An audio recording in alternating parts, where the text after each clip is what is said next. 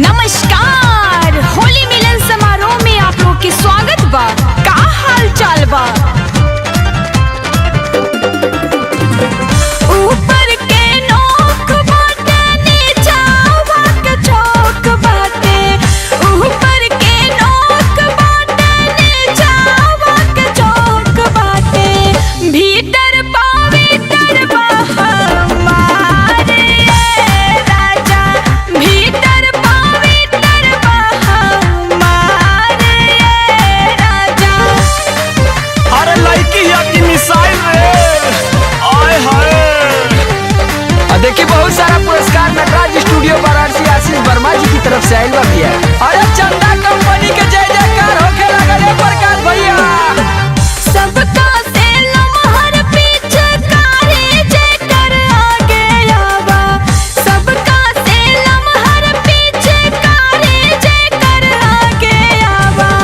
ओके बना लेब हम भतार राजा, ओके बना लेब हम भतार राजा। अरे तो बड़का पवित्र बुझाता रू।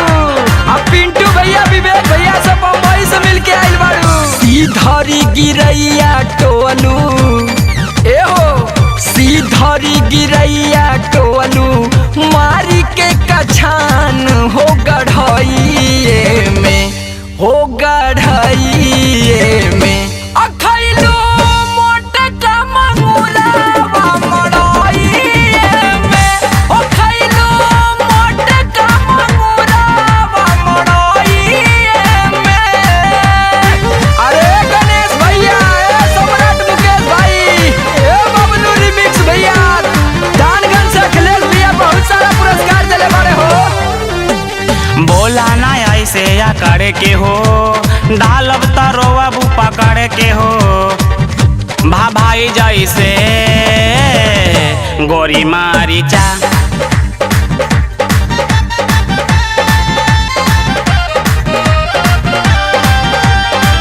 घरवा से पढ़े तू त गइलू स्कूल में, जाई के लुकैलू तू बगीचाया फूल में।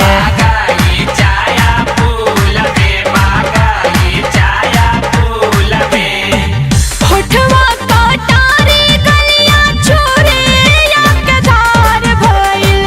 होठवा कटारी गलिया चोरिया के धार भइल। जोबन भइल पातल बार राजा, जोबन भइल पातल बार राजा।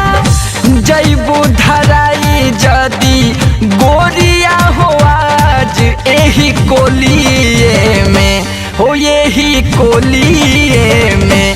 होई ढीला सलवार तोहर होलिए में, होई ढीला सलवार तोहर होलिए में।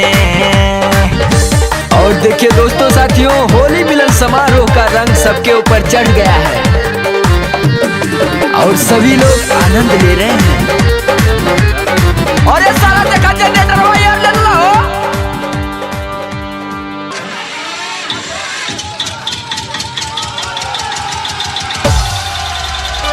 कृपया आप लोग शांति बनाए रखें, काहे कि हमार लवंडा गायब हो गइल बा।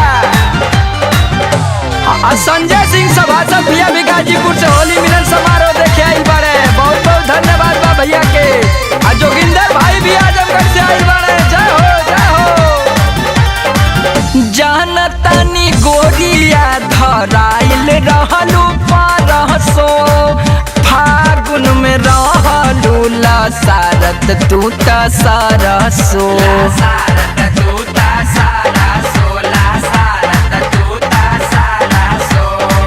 फाटे तोहार का जवानी त हमार बाहो। फाटे तोहार का जवानी त हमार बाहो। होली में मिलेला सुतार राजा, होली में मिलेला सुतार